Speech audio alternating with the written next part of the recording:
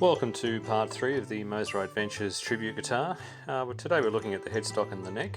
First of all, the headstock is slightly the wrong shape. It's a little bit too wide than a normal Mosrite, and we're going to change that by taking some of these areas down here off. The Mosrites were quite narrow, had a fairly narrow neck as we know, so some of the things we're going to do, these two sections down the bottom here, this one here, and the one on the other side here, we're going to take those off. We're also going to angle this top. It's quite straight. The Mosrites were on a bit of an angle, so we're going to cut that off. Now I know cutting it off makes it a little bit shorter, but it should be a little bit better as far as the overall shape is concerned. So onto the bandsaw, and we'll cut those off and come back. Okay, so we've cut those off in the bandsaw, as you can tell. Now we will come back and we'll obviously fix up those and we'll sand them, but the overall shape is a little bit better. And the next thing is back onto the bandsaw to cut the angle into the base of the neck. So really what we're doing here is just cutting the part of the fretboard off on an angle. The Mosrites did have an angle at the base because the pickup in the neck position was also angled. So we're going to copy that a little bit. It won't be quite the angle that they had originally, but we will put an angle on there. Once this is finished, we'll take it over to the sander and we'll sand it so that it's square.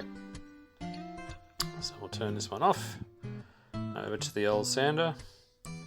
Now you could do this manually, I just happen to have an old belt sander so it's a little bit easier. So just squaring off that base now. I should say squaring it off on an angle, if that makes sense. Now you could do this by hand, of course, a little bit easier and quicker if you've got a sander. Okay, now we need to change the shape of this headstock a little bit and sand it all smooth. So I couldn't actually find my rat tail file, my round file, so what I've got here is a piece of sandpaper wrapped around a large screwdriver, and just using that as a round base just to get those areas either side of that M nice and smooth. Now we're just flipping it over backwards and forwards just to make sure we're getting it nice and even. Now obviously this is rock maple, so it's quite hard to sand. I've also put this on fast forward. You don't need to be watching me sand for half the video, which is what's going to be happening today anyway. There's a lot of sanding involved. Coming back here with the file, I'm just making the M's a little bit more, what would the word be? Just to highlight them a little bit more, a little bit straighter though, a little bit rounded. Coming down here at the base of the headstock, where we've cut those sections off, we're just going over with a file and taking out some of those cut marks. We will come back a little bit later with sandpaper and we'll take the file marks out as well.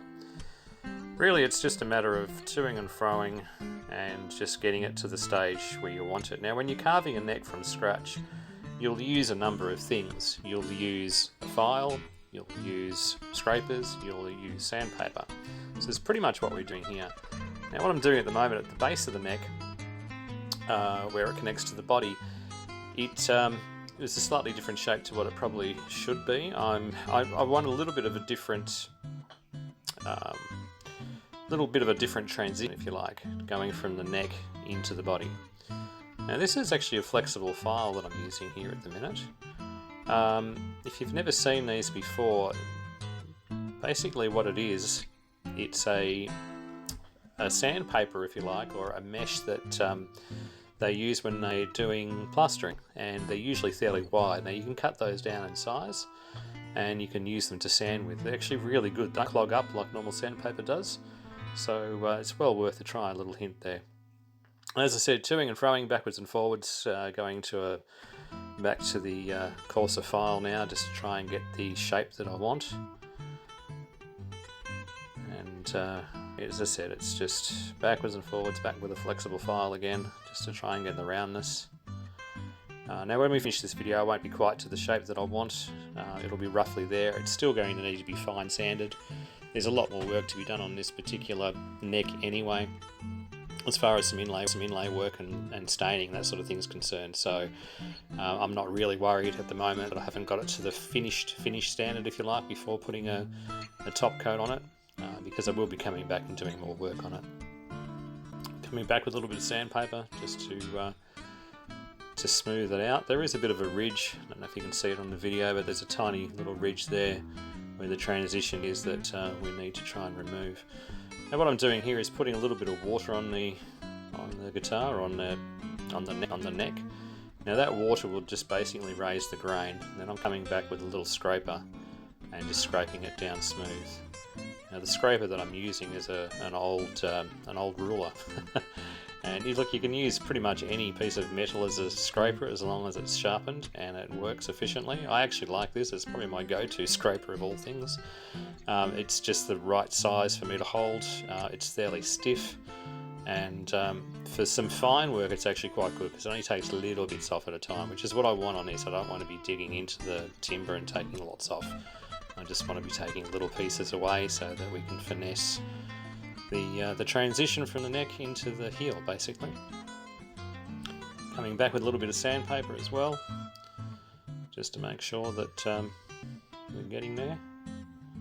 Now normally I'd be doing all this on the workbench, but it's quite dark outside today and quite dark in the workshop, so it's a little bit easier if I just do it outside on a little portable, or I should say an old portable little workhorse. It's an old Black & Decker one, an old Black & Decker workmate. Okay, so just going back through again with the scraper, just to get that nice and smooth. Now that timber is pretty much all dried now, but it's amazing how much it does actually raise the grain, and it just makes it a little bit easier for you to actually get a smooth finish. Now I'm coming back with some heavier sandpaper, and it's wrapped around a piece of dowel just so I can get the right contour that I'm after. You may see a slight little pencil line on there. What I've actually done is put the neck back into the guitar body and then drawn it round the base so that I can get it to where we want it. Okay, just going over the neck, the headstock I should say, and just basically cutting in some of the edges. When you're doing anything, you don't want really sharp edges, especially once you get to put a finish on. So just taking the edges back, a little bit of sandpaper there, the areas that we cut down with the bandsaw, just making those nice and smooth. And again, it's backwards and forwards, sandpaper, files, you know the drill by now. Okay, so on the neck here, what I'm doing is, if you remember with this, on the fretboard I should say, we had some faults in this fretboard and I was going to stain it dark, so I'm just putting some dark stain on it just to see how it's actually going to come out. Now there are quite a few scratches on this particular neck where it's been filled, where they've put the dot inlays in the wrong place, so it does need to be all smoothed out as well, and I'll be replacing these dot inlays with different inlays anyway, but I just